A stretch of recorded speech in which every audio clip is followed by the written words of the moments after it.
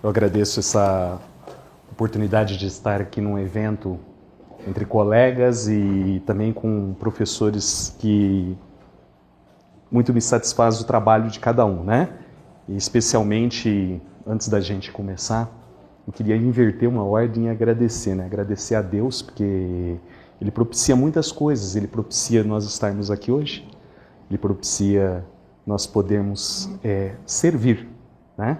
E o fato de estar vinculado a esse evento também, a entidades que hoje fazem o serviço ao próximo, né, é muito gratificante, né? Então a gente tem uma passagem até bíblica, eu não quero ser piegas para estar citando, às vezes as pessoas não são, têm as diversas crenças, mas fala que em Mateus 23:11, ele fala o mais importante, o maior de todos é aquele que serve, né? Então, parabéns aos trabalhos tanto da Missão São Lucas, né, como também da Associação Vencer. Parabéns, Munir, que também faz um evento que propicia que as pessoas possam estar colaborando, né? E parabéns a vocês que dedicam um pouco do seu tempo para poder aprender mais. A gente espera ter, dentro dessa responsabilidade, poder passar a experiência clínica da gente. Então, Munir colocou entre muitas coisas, nós fazemos parte da equipe do professor Flávio Kifuri, nós estamos na ABO de Osasco, nós estamos no Sindicato dos Odontologistas em São Paulo, nós estamos na Universidade de Mogi das Cruzes e também na FMU. Né? São bastante entidades, mas nós não somos sozinhos, não. Nós temos uma equipe muito grande que, eventualmente, estamos de um lado ou do outro. E a proposta dessa manhã é falar sobre regeneração óssea guiada, e muito mais um bate-papo, experiência clínica de usuário, né? E também de dicas que a gente possa estar passando para que efetivamente você tenha um resultado satisfatório nesse tocante. Vamos começar a definir. O professor Ivan foi muito propício de falar das partes de fisiologia. Eu só quero aproveitar a deixa dele e somar mais algumas coisas. Por exemplo, a reabsorção óssea alveolar, ele é um fator que existe, uma vez instalado a perda do elemento dentário. Então, vai haver uma perda óssea alveolar. O osso alveolar vive em função do elemento dentário. Então, se o elemento dentário deixa de estar naquele local, existe um colapso que é fisiológico. E essa preservação dessas cristas ósseas marginais, que vem desde o arcabouço, faz com que as nossas exodontias ou as nossas extrações tenham uma qualidade melhor de trabalho. Porque se não existe um fator inflamatório ou infeccioso presente, mas o dente está condenado, ele está perdido, então temos que ter uma qualidade desse procedimento cirúrgico para causar menos injúria do que ela já vai existir fisiologicamente. Isso muito colocado pelo Ivan, né? Então, nós temos hoje que contribuir para o sucesso da reabilitação, executando procedimentos mais minimamente invasivos, com instrumentos muito mais delicados e utilizando também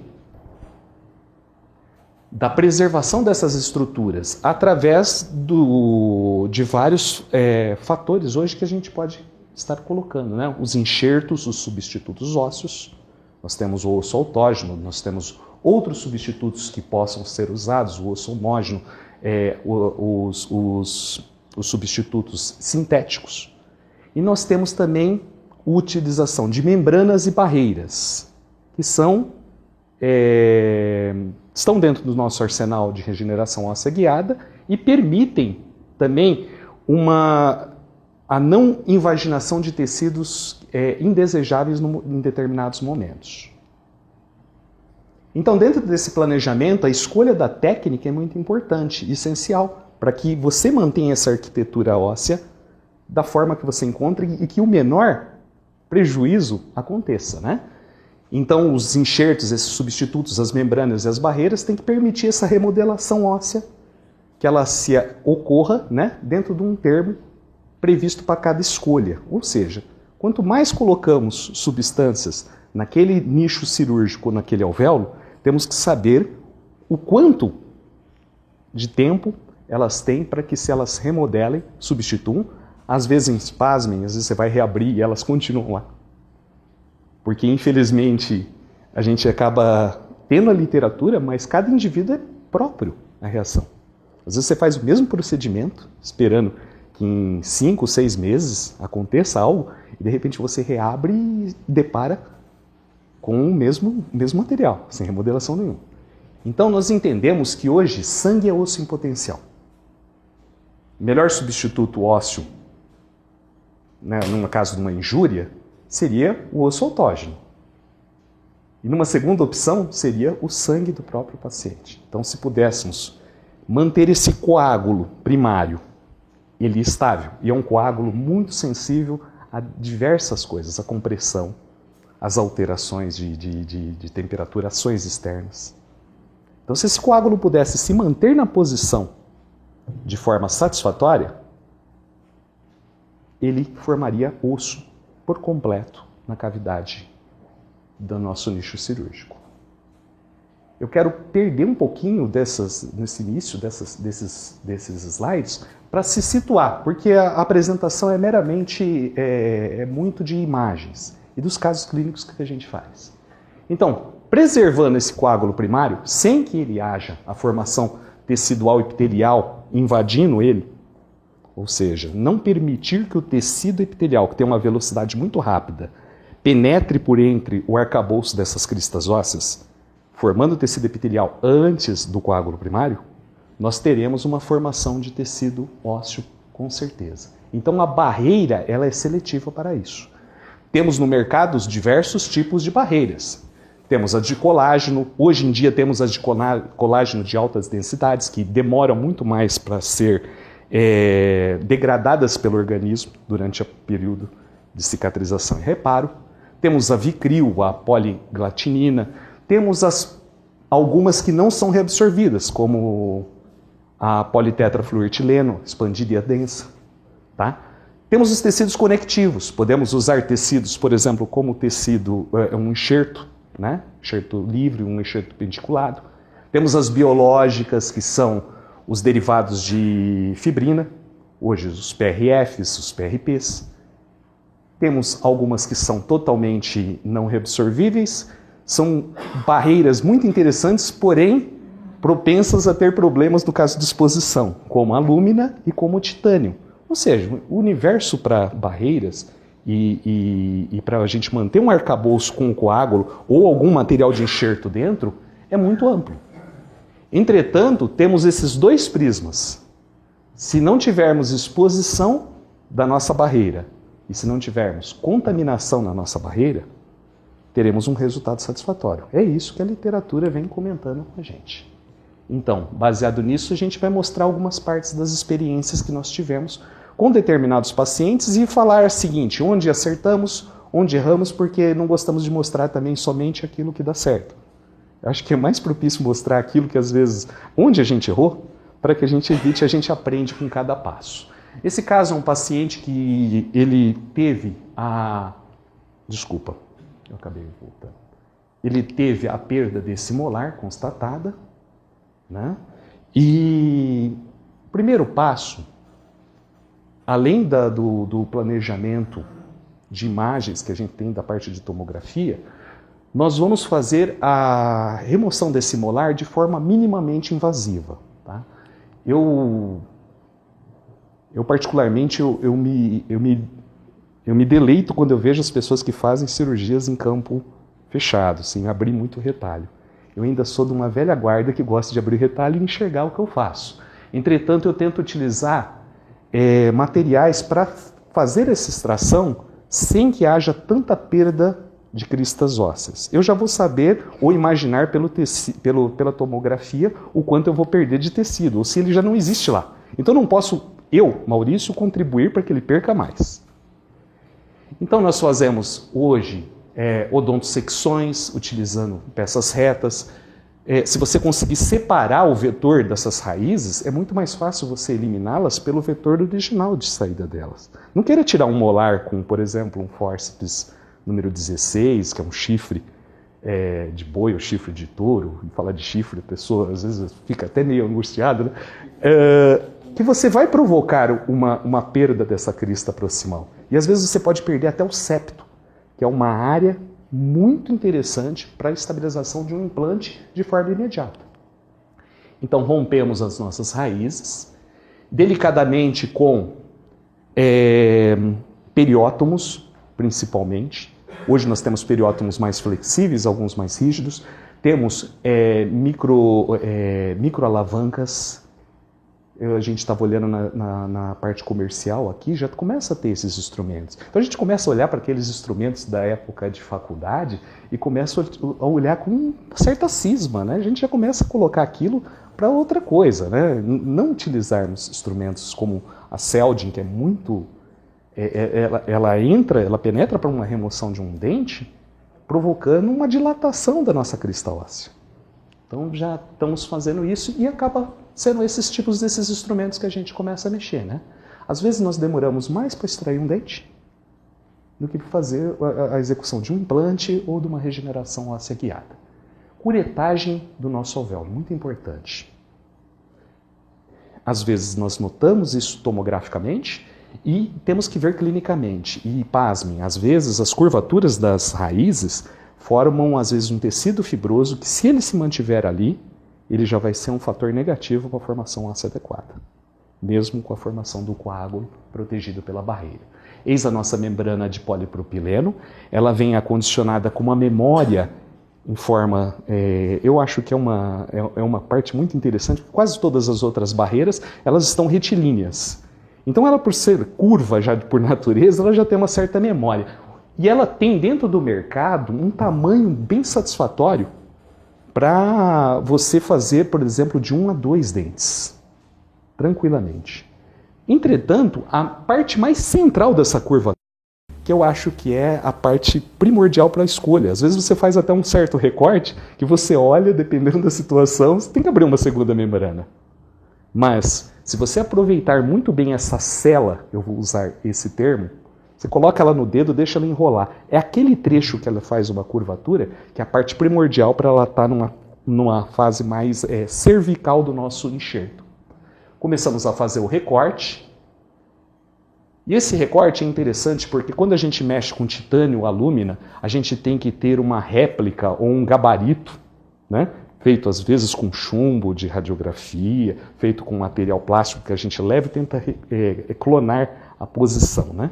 Já a membrana de polipropileno, se eu quiser, eu vou fazendo o recorte, eu vou para a boca, encosto ela sobre o retalho, observo, vejo importante que as bordas dela estejam muito encostadas nas curvaturas cervicais dos dentes circunvizinhos e que ela cubra, pelo menos, a área do nosso defeito até 2 ou 3 milímetros além dela.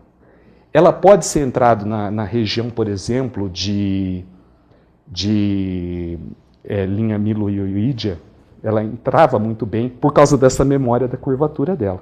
A própria mandíbula tem uma disposição ou uma anatomia em que ela trava muito bem. E você pode tirá-la e removê-la várias vezes durante o ato. Então o segredo é você fazer um bom recorte. Não tem pressa para fazer o recorte, para de repente deixar ela longe da posição dos dentes. E assim que você condiciona ela, ela tem que ter essa imagem que vocês estão vendo aqui.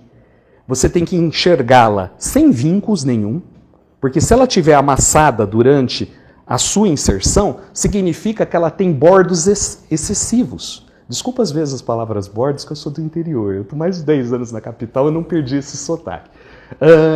E quanto mais ele está excessivo, mais ele dá desconforto, talvez, num pós-operatório depois de 10 dias. Então, tente usar o bom senso, ela trava mecanicamente, ela não precisa de uma taxinha para travar como a lúmina, como uma tela de titânio, ela não precisa de um parafuso, mas ela tem que ser bem recortada. E ela não pode causar vínculo. E aí a gente começa nossas suturas. São suturas de forma alternada, eu diria que é um falso cochoeiro, às vezes a gente entra até inversamente, né? E o importante é só a estabilização. Vocês vão ver que aqui é um fio de seda. Com o passar do tempo, a gente notou que o nylon significa uma melhoria muito boa.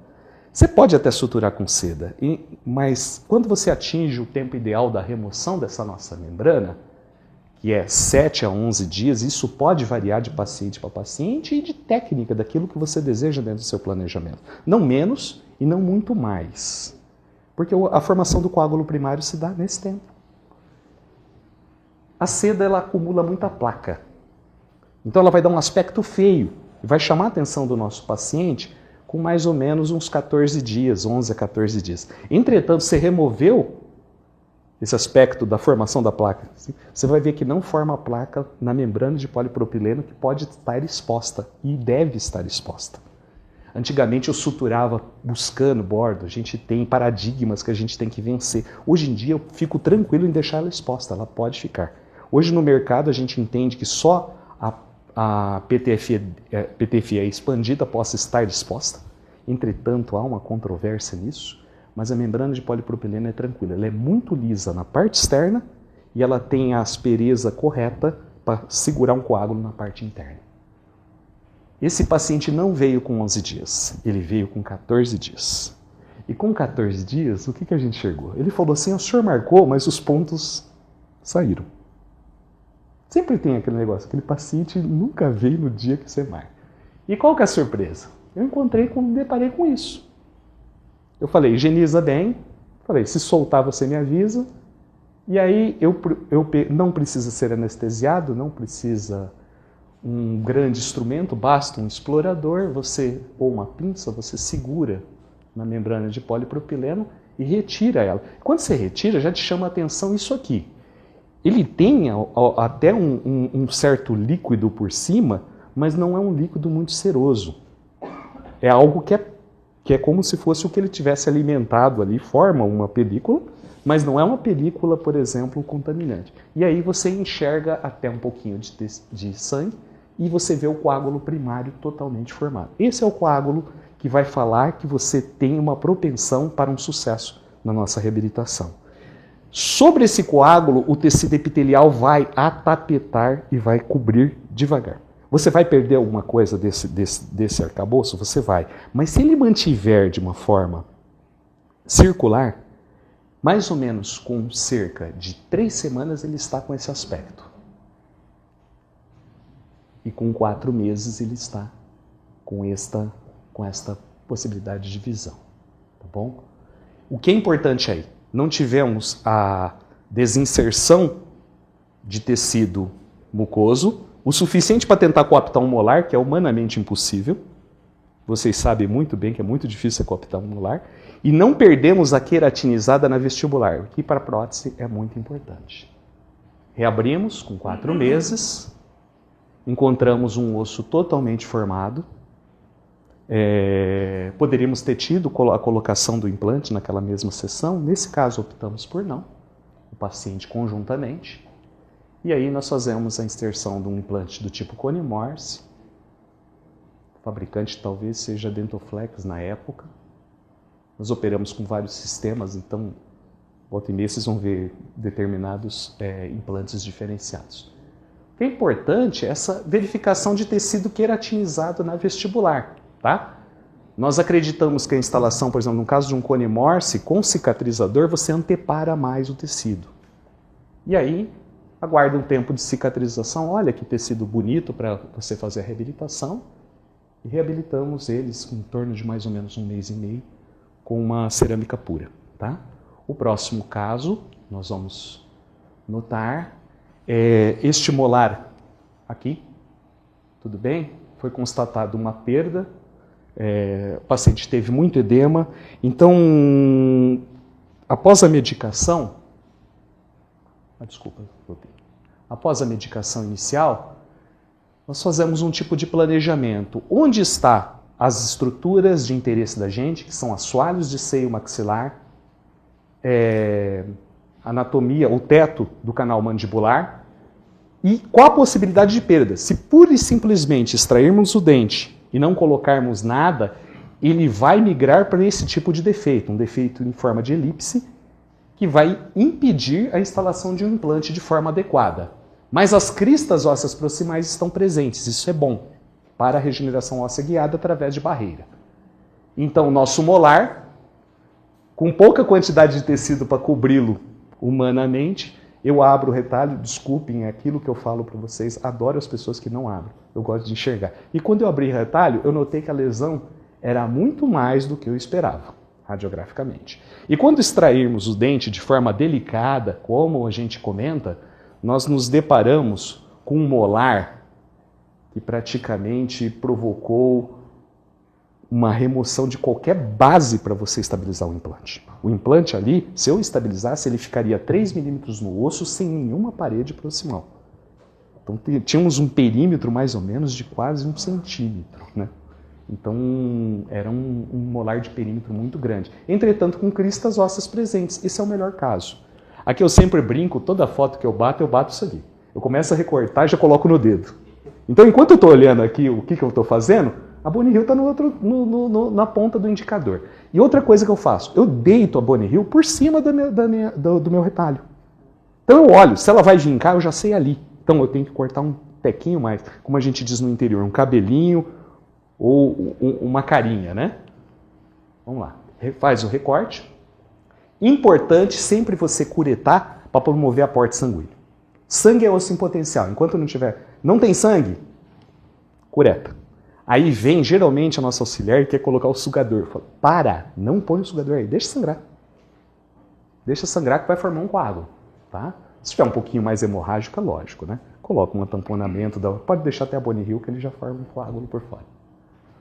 Inserindo pela parte lingual, inserindo pela parte vestibular, sem formar vínculo. Não deixa formar vínculo, tá? E a sua sutura também não faça vínculo. Só estabiliza. Promove a sutura. Antigamente a gente suturava bastante, muito. O importante é fazer uma forma de um cruzamento, tá? Um ponto quase único, em forma, por exemplo, de X, ou algumas variações, como você faz o colchoeiro, é importante. Desta forma a gente sabe que está formando coágulo por baixo dela. Quando você termina a cirurgia, você vê um pouquinho de laivo de sangue que não é excessivo. E aí a gente tem um paradigma, né? A gente termina uma cirurgia e fala para o paciente, não põe gelo. Pode fazer bochecho? Depende, né? Da forma que você faz bochecho, mas você deve higienizar, tá bom? 9 a 11 dias, remoção dos pontos. Tá? Esse aspecto, a gente vem devagar com um explorador e remove. A remoção é tranquila, não precisa anestesiar, o paciente não sente nenhum desconforto. Esse é o aspecto do coágulo primário, formado. Aí a gente fez uma tomografia com 3 meses. E qual foi o aspecto que a gente notou? Acho que, não sei se a luz aqui, você tem como diminuir só um pouquinho? Eu queria mostrar essa cena aqui. Aí, ótimo, obrigado, gente. Desculpa aí, podem dormir à vontade, tá? Olha lá. Veja o quanto a gente manteve o coágulo primário e em 3 meses a gente tem uma formação óssea. E quando a gente vai para a tomografia, esse é o mesmo corte. Eu queria chamar a atenção para vocês nesse desenho. No meio seria a possibilidade, eu entendo, se você não tivesse colocado nada como uma barreira. E olha que aspecto interessante que é esse plus dessa curvatura. Então, uma barreira de titânio, de PTFE densa, com material de enxertia, poderia provocar essa curvatura. Como também uma membrana de polipropileno com sangue embaixo. Basta vocês terem o seu planejamento adequado. A nossa reabertura depois de 4 meses, a instalação de um implante, tá? Na época também foi um implante Conimorse com carga imediata. Sim, recuperou a vestibular inteira, bem lembrado pelo Munir, ó. Tá vendo? Um patamar importante, né? E a gente pega um pequeno dente de estoque mesmo na gaveta e já começa a reabilitar o nosso paciente. Mais um caso, tá bom? É um pré-molar que eu não recordo, parece talvez esse aqui. Dentes que tem núcleo, né? E um núcleo talvez não sei se o paciente mordeu alguma coisa, já tinha uma cerâmica aí, e ele teve com uma fratura. Tá? Olha lá, fratura. E o pior disco, o pior risco que tem quando você pega um premolar é achar que é uma extração fácil.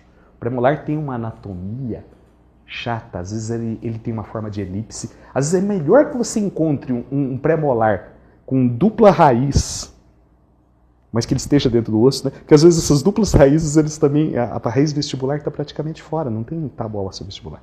Então, às vezes você se depara com uma extração chata. Importante, sempre ela ser minimamente invasiva. Não perca mais tábua do que você já tem lá para encontrar. Removemos e deparamos também, lá no finalzinho, na sondagem, uma exposição do osso. Ou seja, parte da raiz já estava para fora do osso. Então, se eu não coloco nada ali, eu coloco um material de enxertia, não coloco uma membrana ou uma barreira, poderia invaginar esse tecido epitelial, de baixo para cima, e contribuir para um colapso total do nosso enxerto. Então, pegamos a membrana de polipropileno, fazemos os recortes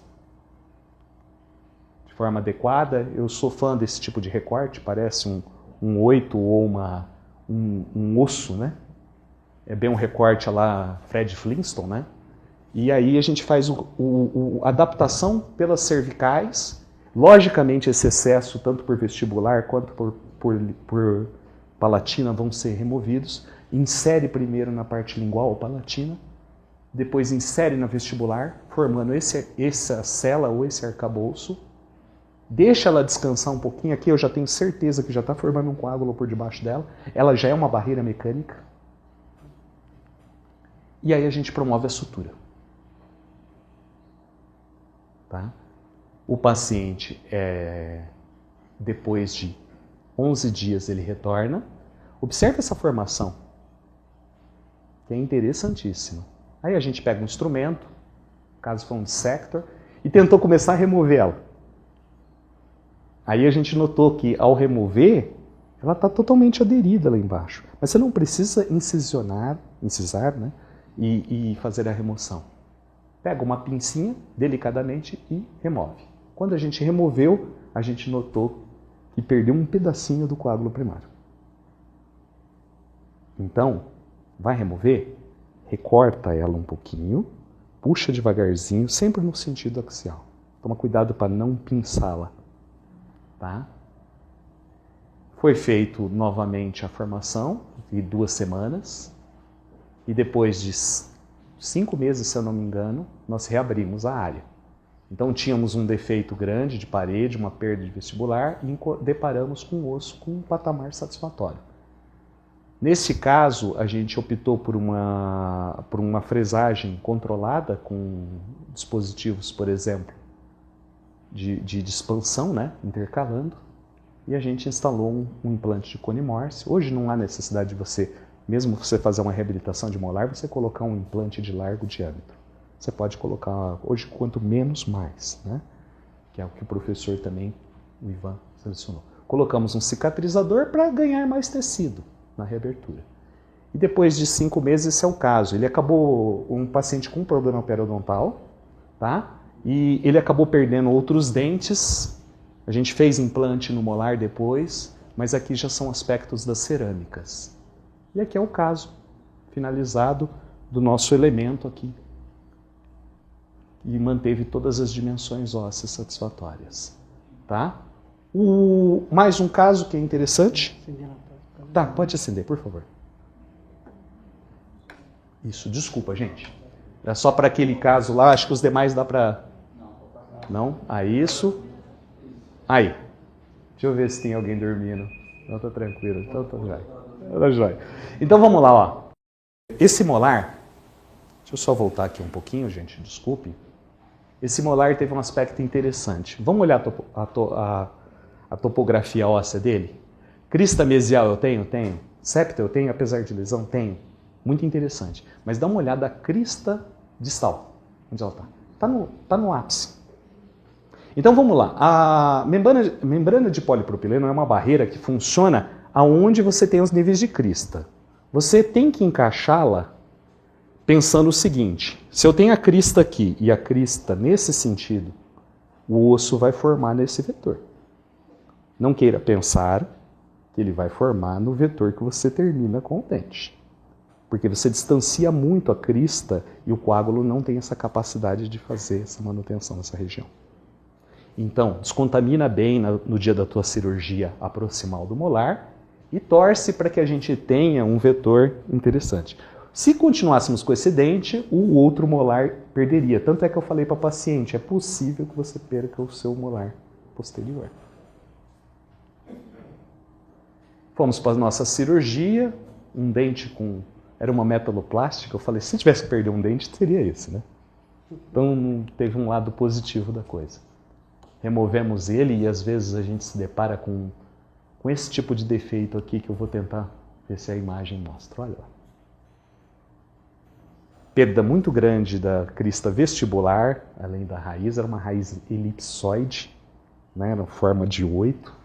E a outra era muito profunda, que você enxergava praticamente na curetagem, eu fiquei com medo de extrair o outro dente. Tá?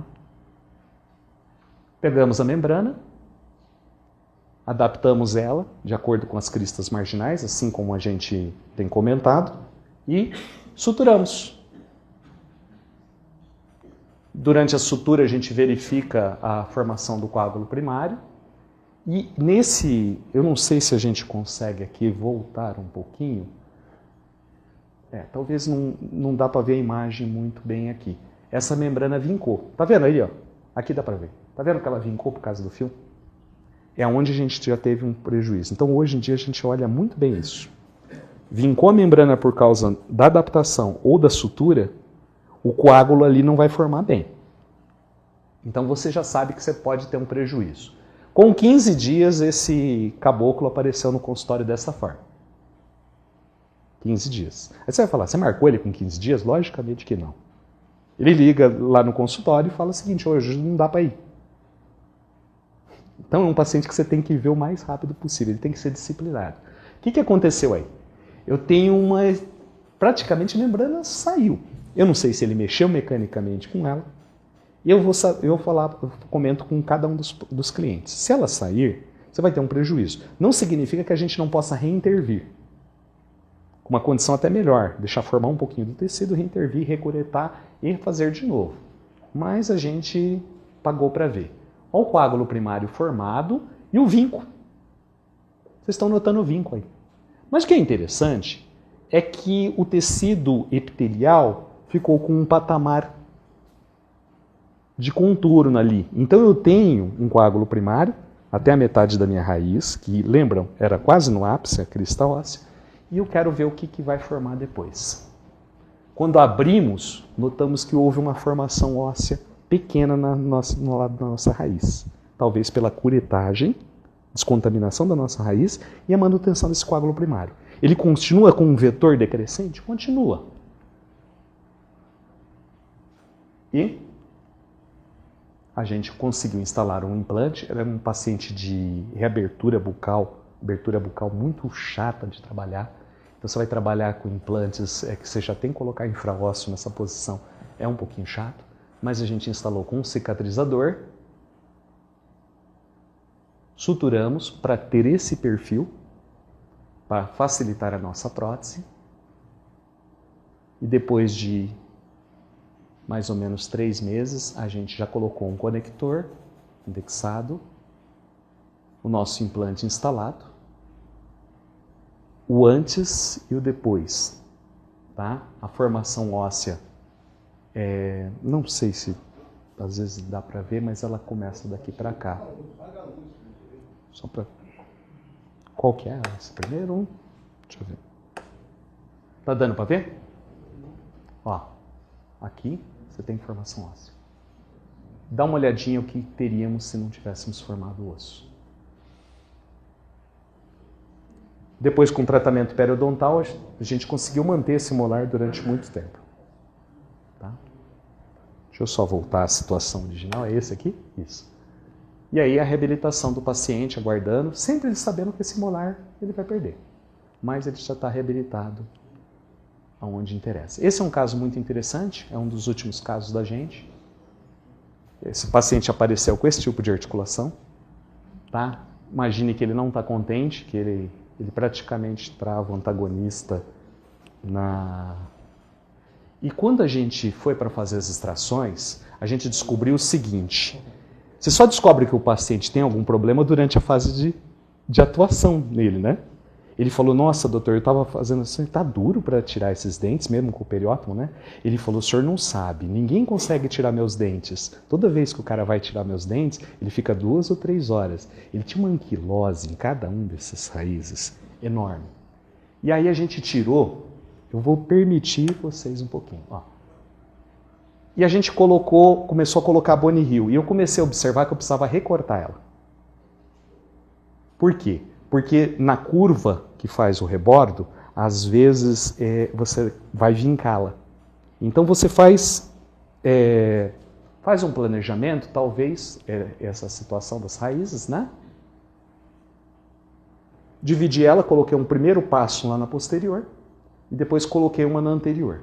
Quando fomos remover os pontos, eu escolhi 2 semanas para remoção desses pontos. E ao remover esses pontos, ó, sutura total, os dentes todos removidos, tá? Você tinha um canino que tinha 26 milímetros de comprimento. Era bem grande. Sutura. Eu fiz uma sutura coesiva, porque eu falei assim, eu não sei nem o que vai acontecer nisso aí, para não ter um problema maior. Com 14 dias eu tinha esse aspecto.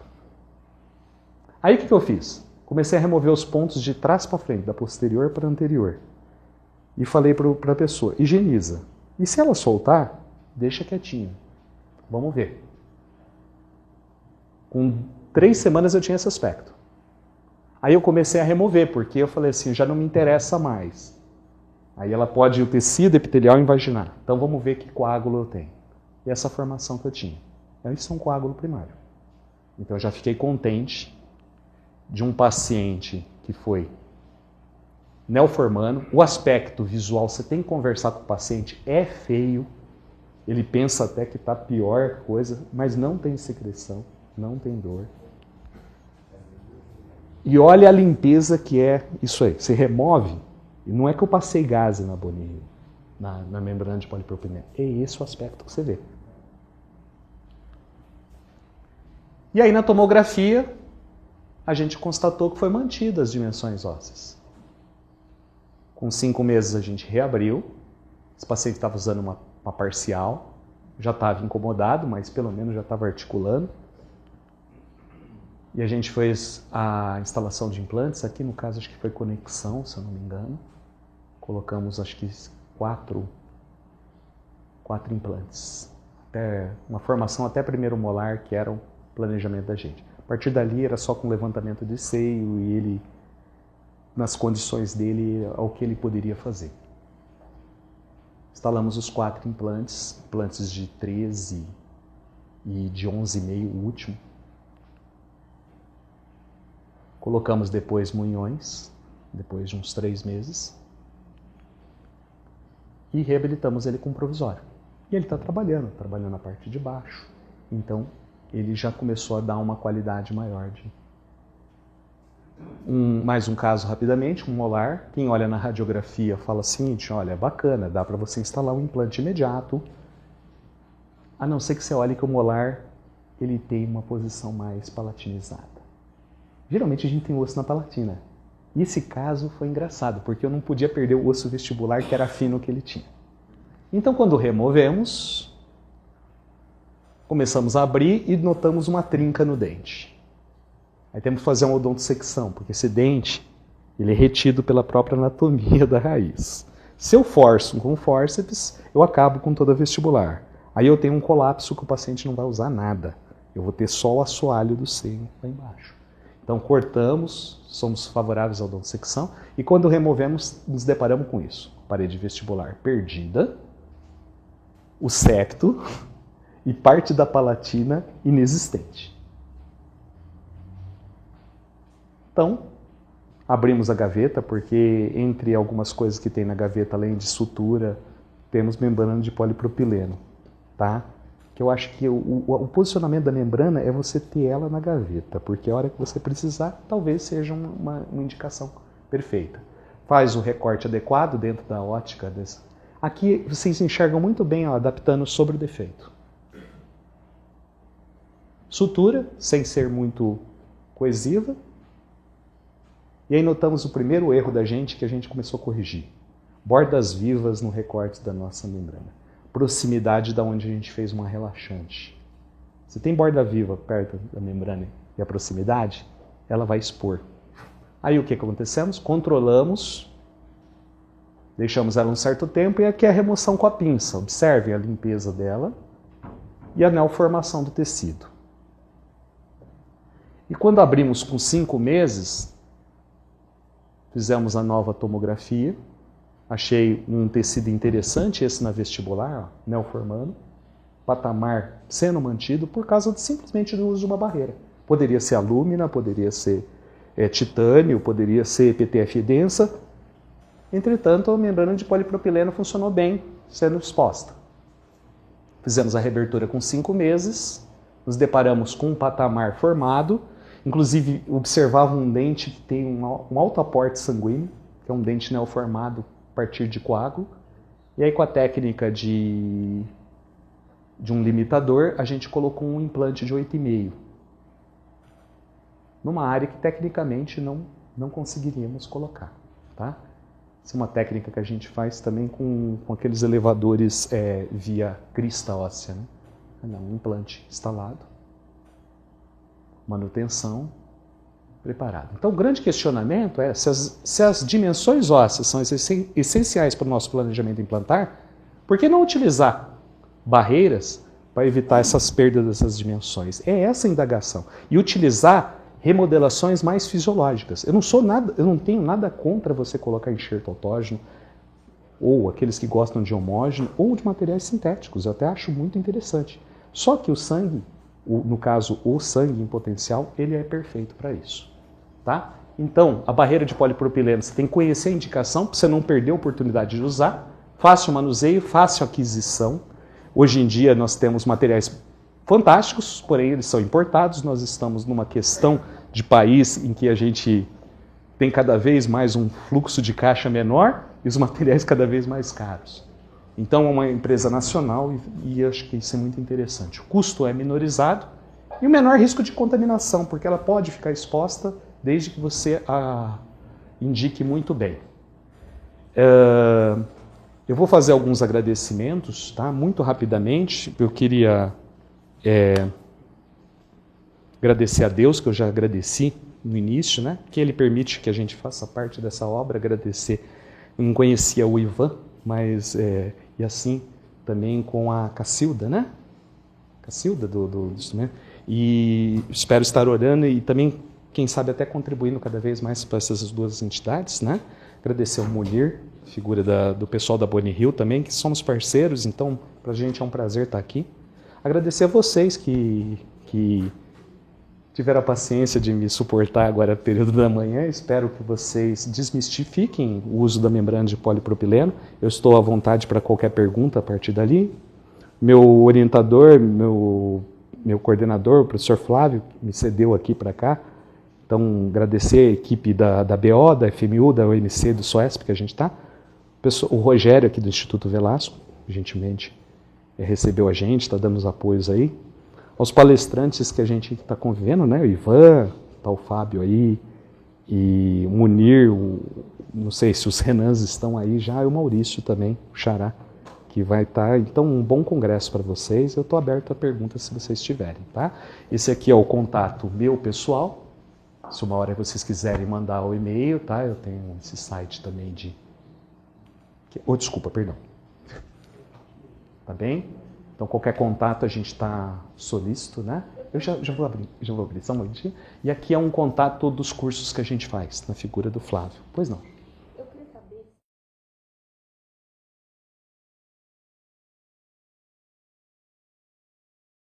Uma intervenção tardia, por exemplo, o paciente já teve a extração. Sim. Ou a perda de um implante, ou a extração do elemento, tem aquela depressão vestibular. Claro. É possível tentar a regeneração Vamos entender a sua pergunta. O paciente apareceu já, ele falou assim, olha, eu perdi o meu dente. Então, vamos à pergunta, há quanto tempo ele perdeu o dente? Na verdade, até a ideia que eu estou pensando é de uma paciente que perdeu um implante numa região, e aí foi muito agressivo e ela está com uma depressão e tal.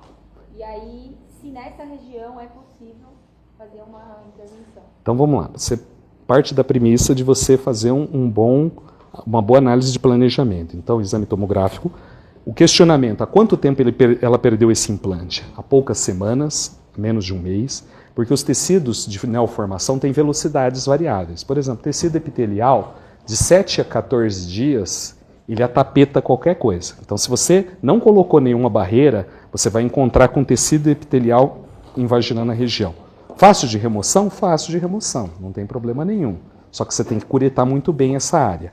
Existem paredes ainda presentes de cristas ósseas proximais? Essa é a vantagem da membrana. Existe palatina ou lingual e proximais mesiais? É o melhor tipo de defeito que tem, mesmo que você não tenha vestibular.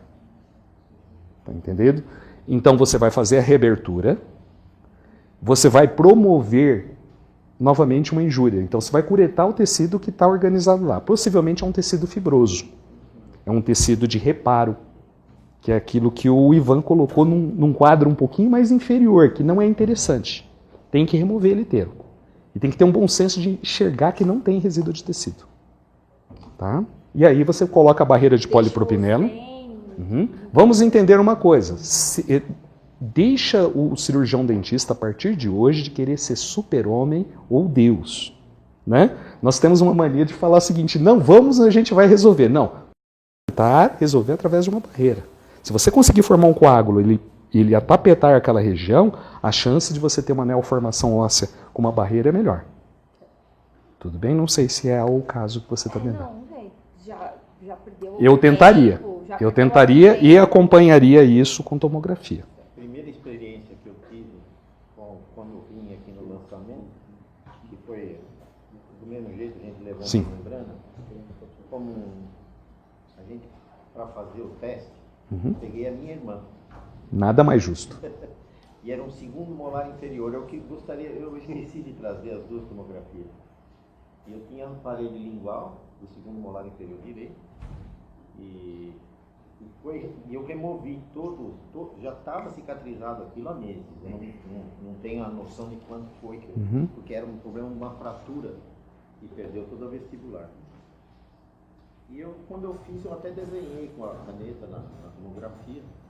E eu desenhei na tomografia o que eu ia fazer com ela. Né? Eu tinha feito o curso e eu falei, bom, vou testar com ela. E foi um caso que nem o seu.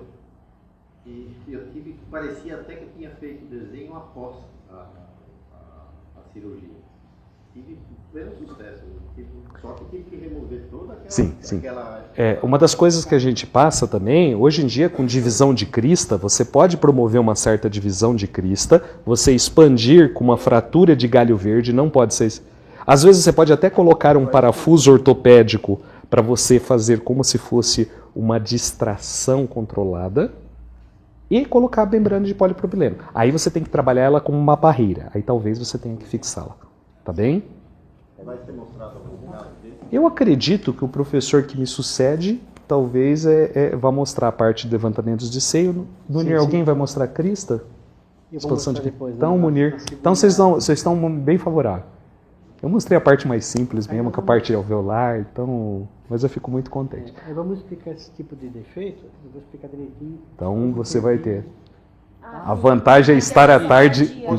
Então, a vantagem, o ponto positivo é estar à tarde. Eu já usei a barreira várias vezes, eu fazia dessa forma. Assim, claro.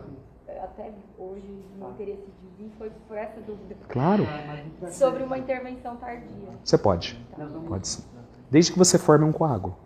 Então você tem que provocar. Não basta só colocar barreira e não formar um coágulo. Tem que ser formado, tá? Pois não? Professor, eu queria, se possível, abusar um pouquinho. Claro, pode. Queria saber se existem casos ou estudos de inserção de enxerto com biomateriais associados a Monihil E se sim, quais os resultados e que tipo de biomaterial foi usado? Tá, existe até uma literatura recente, que eu não sei se o Munir vai citar, aquela que você enviou para a gente, que é uma membrana de polipropileno. A membrana de polipropileno está recomeçando alguns trabalhos lá fora, né? Inclusive com parafusos de tenda, para você talvez mantê-la, né? E com determinados materiais. A filosofia, no caso da Bonnie Hill, é você aproveitar muito mais o coágulo primário. Quando você associa o coágulo primário a alguma outra substância, por exemplo, autógeno, que é a eleição da gente, entendeu? Ou um material sintético, vamos fazer exemplos, o BIOS, ou uma hidroxiapatita, ou um beta-fosfato tricálcico, você vai ter uma alteração nessa velocidade. Então talvez você modularia aquele lance de você remover a Bonnie Hill com 7 a 11 dias. Talvez você teria que ter a fixação da Bonnie Hill, ou a membrana, eu estou colocando Bonnie Hill, mas vamos lá, da membrana de polipropileno talvez com taxinhas. Então aí altera um pouquinho da filosofia de trabalho da gente. Claro. Na verdade, a coaptação de bordos, se a membrana não contamina externamente, o paciente é bem doutrinado, você não vai ter a contaminação desses bordos. Só que se você não removê-la, o tecido epitelial não tem essa velocidade de fazer o atapetamento. Tá me entendendo? Aí ele vai tentar um atapetamento interno. E aí ele vai expor a tua membrana. Aqueles pacientes que voltaram com 14 dias lá, é que talvez ou ele mexeu na membrana, ou ele cutucou para remover os pontos e ele movimentou a membrana, e aí o tecido epitelial, ele começa a caminhar, a velocidade dele é muito mais rápida. Então ele expõe. Tá bom? Professor, pois não. O senhor brincou, eu sou do tempo antigo, separava mais do que Não, é uma forma de dizer, desculpa até só não te cortar, é que hoje a gente vê muita gente falando assim, não abre retalho, não abre retalho. Eu tenho uma limitação, eu ainda não consigo, eu preciso aprender isso. Professor, para a perfeita adaptação da membrana, Sim. é necessário uma Sim. não é? Sim. Porque eu fiz vários casos já e eu notei, também querendo ser conservador, não tem como uma adaptação boa na membrana. Eu desinsiro todo a lingual dos dentes circunvizinhos, ou palatina, como queiram, e desinsiro toda a vestibular. Hoje em dia, eu estou abrindo mão, talvez, de fazer a relaxante. Então, eu faço incisões mais intersuculares e procuro as suturas de ponta onde tem papilas. O senhor vai falar bem na área mesmo dela. Eu afundo ela. Mais alguém? Pois não. Eu queria saber se tem alguma experiência naqueles casos de remoção de terceiro molar incluso, em que o tamanho do pavo é muito grande e acaba tendo cicatrização por segundo. Sim. Seriam áreas, por exemplo, não com interesse em implantar, mas perfeito, funcionaria muito bem. Inclusive eu tive um caso que o terceiro molar precisou sofrer muita odontosecção, posicionamento de raízes e dilaceração dessas raízes. Então a gente teve que cortar a coroa, ela já era inclinada, e cortar 2 vezes a parte radicular. E quando a gente terminou de remover, a gente olhava para aquilo e falava o seguinte, Jesus, né?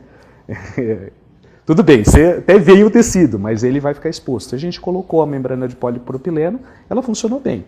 Nesse caso, eu até arriscaria tentar uma coaptação maior. Tá me entendendo? Eu manteria ela um pouquinho mais de tempo e conversaria com o paciente depois de fazer uma incisão. Mas a tendência da membrana de polipropileno por essa memória é querer expor. Então usa bom senso. Se você vê que ela está fazendo tensão ou que ela incomoda muito a região da miloioídea ou a região da fossa submandibular, já tira, remove, fica melhor. Tá bom? Se formar o coágulo, não tem problema nenhum. Ele é tapeta. Não sei se você viu aquela tomografia, aquele caso ficou bonito porque o coágulo primário se manteve. Só que assim, o tempo de velocidade tem que tomar cuidado. Então hoje foi muito interessante o que ele comentou sobre clorexidina. Eu não pensava nesse prisma, hoje eu já vou alterar isso aí. Talvez só soro fisiológico mesmo para limpeza. Não, vejo uma coisa interessante. Eu também tirei um terceiro molar de um paciente que ia ser operado a cirurgia de prótese de ilíaco. Sim. E o ortopedista pediu para arrumar a boca. E precisava de uma comunicação bucosinusal. E quando tirou o dente, já tinha uma do lado de outro dente que ficou mal resolvido. Eu falei, pô, não posso colocar material aqui, porque senão vai entrar dentro do seio maxilar, piorar o quadro. E preferi usar membrana, já uso há 1 ano e meio isso daí. Quando eu vi o resultado final, aquilo já retraiu bastante, mas aquele tecido liso e vedado, houve o fechamento da fístula bucosinusal somente com o coágulo. Então foi muito interessante. Não é o caso do inferior, que é uma intercorrência muito comum, mas foi uma situação muito feliz. Claro.